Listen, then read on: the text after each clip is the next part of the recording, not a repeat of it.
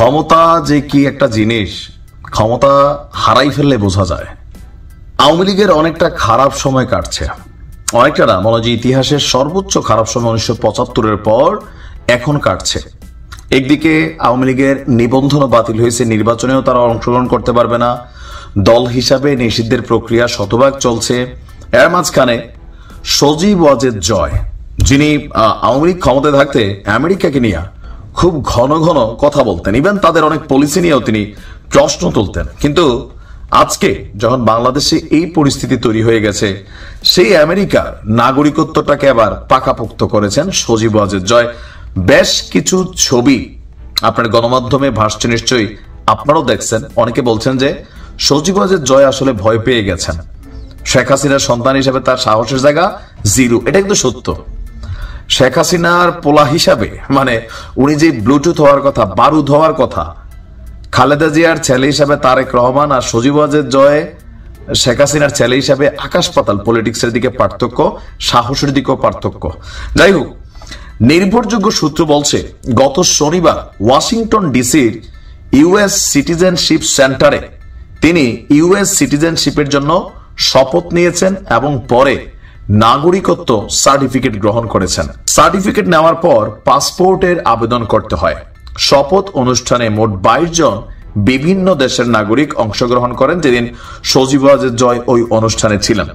ওই শপথ অনুষ্ঠানে সজীব ওয়াজেদ জয়ের পাশাপাশি আরো 2 জন বাংলাদেশীও উপস্থিত ছিলেন, তারাও শপথ নিয়েছেন। শপথ অনুষ্ঠানে উপস্থিত একজন বলছেন, যারা বাংলাদেশী তারা বলছেন যে জয় তার একজন আইনজীবী সঙ্গে নিয়ে এসেছিলেন। শপথ অনুষ্ঠানে প্রথমে ইংরেজি এ অক্ষরে দেশের পরে বি অক্ষরের দেশ বাংলাদেশের নাম ডাকা হয়।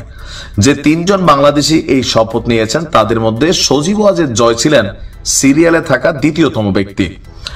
দর্শক, আপনার 2018 সালে 24শে এপ্রিল সজীব ওয়াজেদ জয়ের একটি স্ট্যাটাস, তিনি তার ভেরিফাইড ফেসবুক পেজে তখন দাবি করেছিলেন যে সবার অবগতির জন্য জানিয়ে রাখি, আমার কোনো বিদেশি পাসপোর্ট নেই।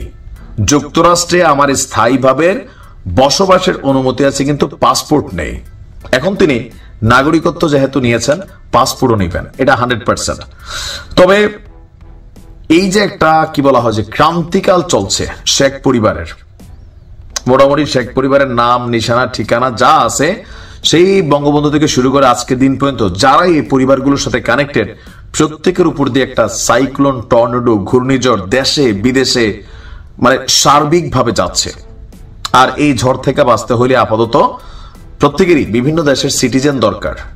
তার মাঝখানে সজীব ওয়াজেদ জয় তিনি সম্ভবত বুদ্ধি করে অথবা আইনজীবীর পরামর্শে তিনি তার নাগরিকত্বটাকে কনফার্ম করে ফেলেছেন। কারণ যদি নাগরিকত্ব গ্রহণ না করেন, তাহলে তাকে যদি ইন্টারপোলের মাধ্যমে ফেরত চাওয়া হয় অথবা সরকার থেকে আপনার সর্বোচ্চ লেভেলে ট্রাই করা হয়, হয়তোবা তাকে আমেরিকা ফিরিয়ে দিত। কিন্তু নাগরিকত্ব নিয়ে গেলে আমেরিকা তার নাগরিকদেরকে ফেরত দিবে না, এটাই স্বাভাবিক। তো দেখা যাক সামনে আসলে আরো কি কি ঘটে।